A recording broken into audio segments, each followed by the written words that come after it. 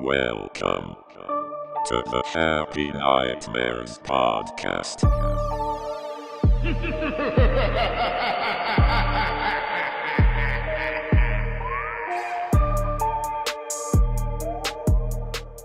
Hello, freaky dreamers. Patrick here, ready to hit you with another episode of the Happy Nightmares podcast, where we talk about everything eerie, strange, and unexplained.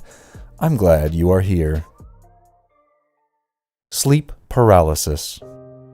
If you have never experienced it, I'm not sure there is a great way to make people understand exactly what it feels like. Also, it probably feels different for different people. I have personally suffered from episodes of sleep paralysis for years, so let me just give you a very brief rundown of what it has been for me. Imagine waking up in the middle of the night. It's dark. You have woken up. You know you are awake. This is not a dream. You open your eyes, and it doesn't take long for you to realize that you cannot move. You can't move your head, you can't move your arms, you are completely paralyzed. Then things begin to happen. Maybe you hear someone knocking on your bedroom door, or a voice calling you from the darkness. Maybe you see the shadow of a figure moving across the room closer to you. You think you must be dreaming, but you know you aren't. You want to cry out, but you are unable to make a sound. You are stuck, locked there watching as terrifying things happen around you. That is sleep paralysis, at least for me. I'll talk about the details of some of my experiences here in a minute, but first let's get a bit more official definition of what this condition is. Sleep paralysis is a state during waking or falling asleep in which a person is aware but unable to move or speak.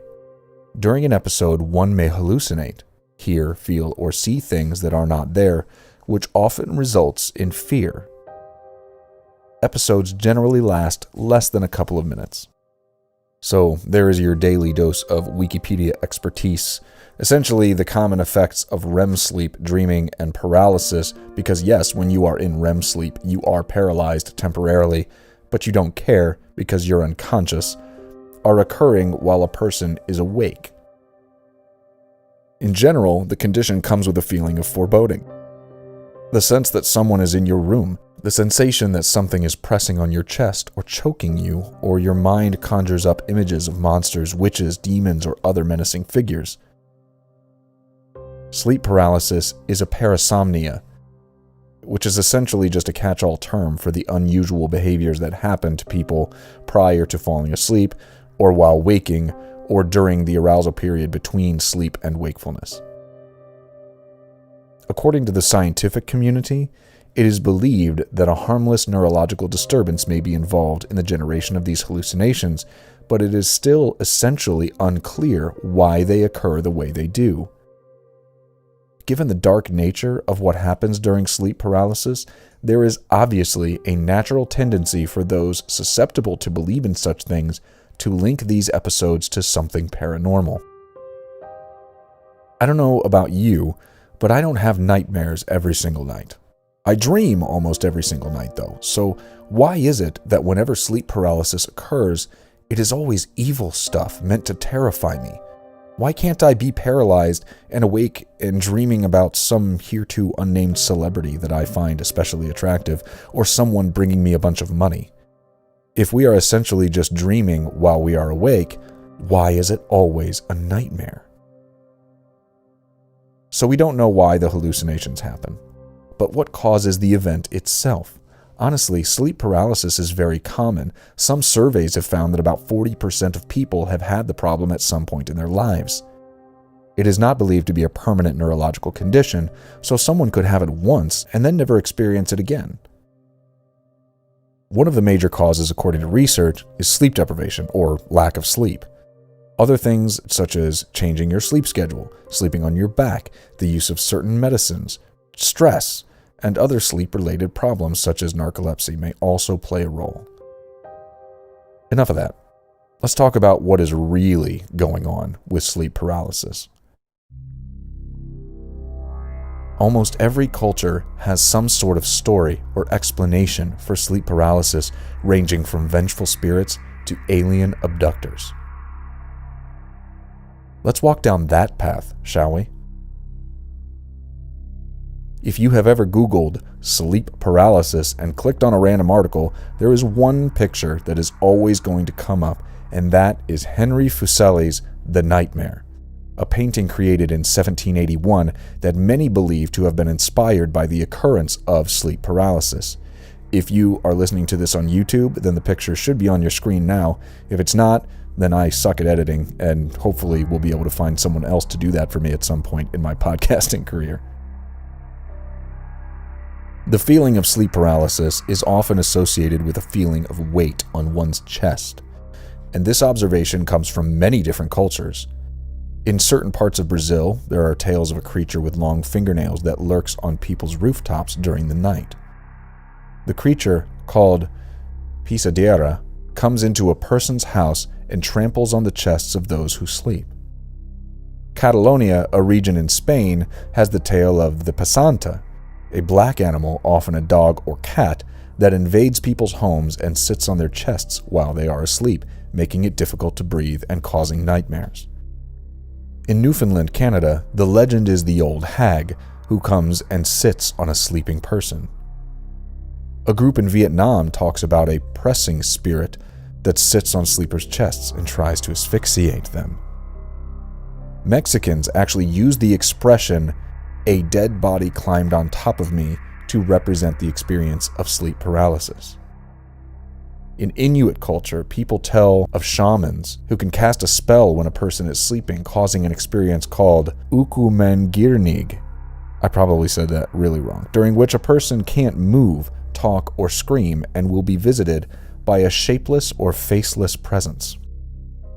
Japanese folklore refers to a summoner who calls upon a vengeful spirit to suffocate enemies through a phenomenon called the kanashibari, which is the state of being totally bound as if constrained by metal chains. Some in Cambodia refer to something called kamak sengakat, or the ghost that pushes you down. In Thailand, a ghost called Phi Am haunts people when they are half asleep and unable to move, and in some traditional Chinese cultures, ghost oppression causes sleep paralysis. In Middle Eastern and African countries, the experience has often been attributed to demons crouching on the chests of sleepers in order to suffocate, hurt, or possess them, dating back to ancient Arabian mythology. Not that long ago, a rumor spread along the coast of East Africa about a bat-winged humanoid demon named Popobawa who would assault and crush the chests of sleeping victims until they passed out. Southeastern Europe was home to a slew of vampire accusations in the 18th century. Accounts of these usually involved undead individuals immobilizing and muting sleeping victims in order to drink their blood or do other things of a physical nature, if you know what I mean. In fact, the diaries of Bram Stoker, who created Dracula, the most iconic vampire character of all time, reveal that his idea for Dracula came from a sleep paralysis hallucination of a woman trying to kiss his neck. North American narratives of alien abductions in the 1950s often included the feeling of being completely paralyzed and trying to scream for help, but being unable to make a sound, as well as seeing and feeling themselves float up toward the sky, and specifically feelings of floating and out-of-body experiences can be hallucinated during sleep paralysis, as can the sensation of seeing bright lights. These stories from around the world all pertain to the same thing. All have different folklore associated with them, but we as a human people, no matter where our homes sit on the globe, are all experiencing the same thing and trying to find an explanation for it. One of the interesting things for me when I experience this parasomnia is that I've been able to make a very slight, high-pitched whimpering sound when it is happening. Now, the effort that it takes to make this sound is akin to screaming as loud as I possibly can when I'm awake, but the sound that comes out is tiny. Even though it's tiny, it's usually enough to alert my wife or one of my dogs that something is wrong, and as soon as someone touches my arm or leg or any part of me, it stops. I snap out of it. I can move. The hallucinations stop and the world goes back to normal. And this is really how I know that I'm not sleeping when these things happen, because there's no break. If I woke up in the morning and remembered it happening during the night, then I could be like, well, maybe it was just a dream. But in these cases, as soon as I'm snapped out of it, I'm usually up for a while, if not up for the day. There's no going back to sleep. I have time to process it mentally so that it doesn't get confused with something that may or may not have happened in the midst of sleep during the night. My first experience with sleep paralysis was years ago. At least 10 years ago probably from now, which is the year 2021 for all of you listening in the future, so maybe around 2010. I was living in the first house my wife and I bought together, which we quickly outgrew. I was asleep in our bed and my wife was up in the bathroom brushing her teeth. Honestly can't remember if she was getting ready for bed or had woken up and was getting ready for the day, but the door to the bathroom was open a crack and I could see the light on. Our German Shepherd mutt, Moose, rest in peace, was laying on the floor at the end of our bed. For context, our kids had a toy at that time. It was a little plastic taxi cab, and when you pushed it around the ground, it clicked really loud and really fast. I guess it was trying to imitate the sound of an engine, like when someone puts a baseball card in the spokes of their bike. Do people still do that? But much more high-pitched and annoying, as kids' toys all are. Anyway, the door to our bedroom was closed. I woke up and the room was dimly lit from the little bit of light that was coming out of the bathroom, and I could hear the sound of that toy out in our foyer, which was just outside of our bedroom door. It sounded like one of the kids was out there pushing it around. The noise continued to grow louder and louder, and I became filled with this horrible sense of dread that someone was standing out there. It was then that I realized I couldn't move. Because of this, my terror grew even stronger. My eyes were wide. I could feel it, and they were darting around the room. In my head, I was picturing a tall figure wearing a wide-brimmed hat, dragging a very long pointed finger down the outside of my bedroom door. And I knew without question that whatever it was would be coming into the room soon, and if that happened, then we were all done for. I started trying to scream. Nothing came out at first, but I kept trying harder and harder, hoping that I would wake up, that I was dreaming. Eventually, I was able to make my high-pitched little whimper, and Moose heard me. He perked his head up and then ran around to my side of the bed. He lifted his front two paws up onto the bed to see what was going on, and when he did, one of them touched my arm, and immediately everything stopped. I had never been so happy that I had a big dog then at that moment. I'm just trying to imagine how long it would have gone on if I had some little wiener dog or something that just stood beside my bed, hopping up and down, unable to reach me. That memory is so clear in my mind. Later on, at the house I'm currently in, but still years ago, I can recall waking up early in the morning. The very first hints of sunlight were coming through the window, so the room was lit in a very slight and very pale grayish light. I lay there with my eyes open, and suddenly I heard an incredibly low and incredibly loud voice speak. It wasn't coming from anywhere in particular in the room, but from everywhere. It only said one word, and that was my name, Patrick. But it stopped on the vowel and just held that short I vowel sound from my name, and as it held that sound, it grew louder and louder to the point where the room was shaking, literally. The lamps on my nightstands fell off and broke. Window treatments fell down. I couldn't move. I couldn't scream. I couldn't even make my little whimper sound. I just had to lie there, feeling like my head would explode if it got any louder, watching as my room was destroyed by this earthquake-like shaking. Eventually, it stopped on its own. I sat up, and I stayed up, no going back to sleep for me. My wife never woke up, and I let her sleep. My lamps were on the nightstand. The window treatments were still up. It was as if nothing had ever happened. It had all been a hallucination.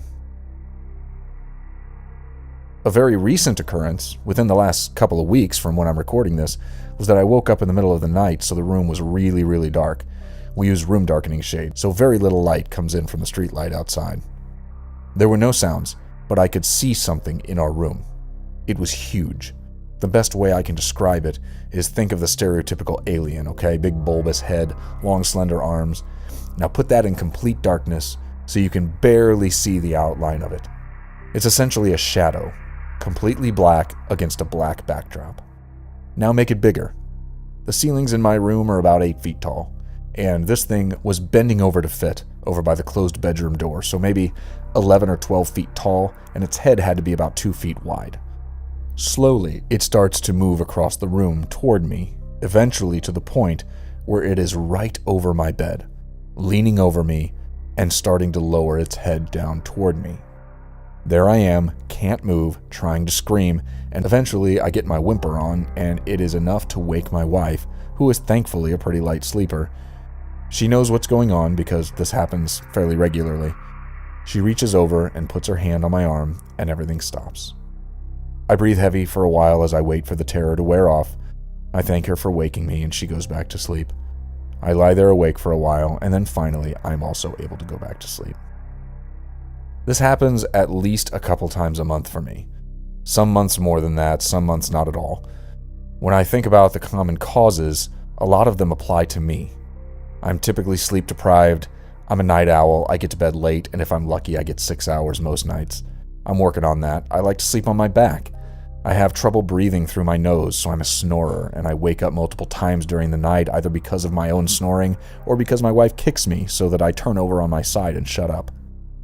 Because of this, I have lots of instances of falling asleep and waking up throughout the night, and this is when these types of things can happen. There was a documentary about sleep paralysis called Nightmare that I really enjoyed and would recommend watching for anyone who goes through this and wants to hear other people's stories. Okay, so this is kind of crazy to me, but I'm sitting here writing this episode and searching Google to try and find the name of the documentary that I just told you about, and I see mention of the Hat Man. I did not see any mention of this in the articles I researched about sleep paralysis legends from around the world. This is the first time I've ever seen mention of him, and these descriptions that I'm reading match exactly with the first story I just told you about, who I thought was standing outside my bedroom door during that very first sleep paralysis experience. My bedroom door was closed, so I never saw him with my eyes, but I could see who was out there in my mind. I know, it's bizarre, but so is sleep paralysis.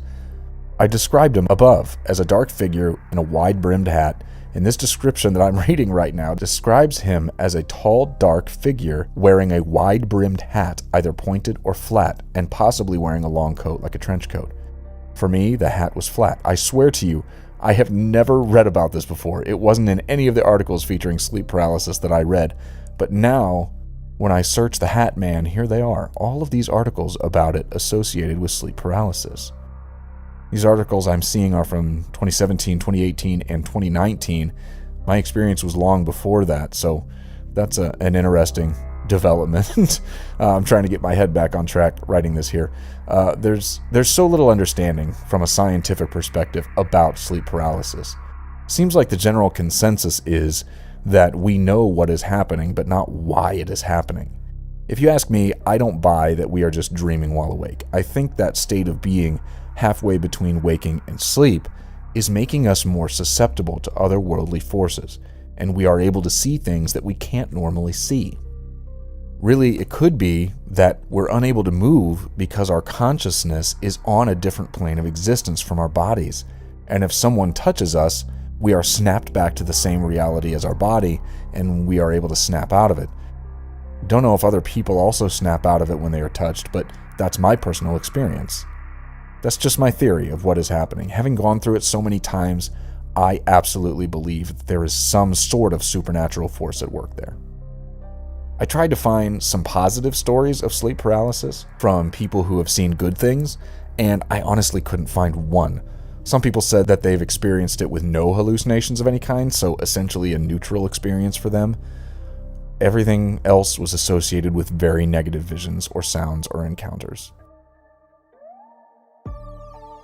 So, talk to me. Tell me about your experiences. If you're watching this on YouTube, leave a comment. Let me know your thoughts on paranormal versus just our brains being weird. Send me an email, havehappynightmares@gmail.com. Hit me up on Twitter @YTHappyNightmare with no E on the end. I'm on Facebook and TikTok and Instagram @HaveHappyNightmares. I want to hear your sleep paralysis stories.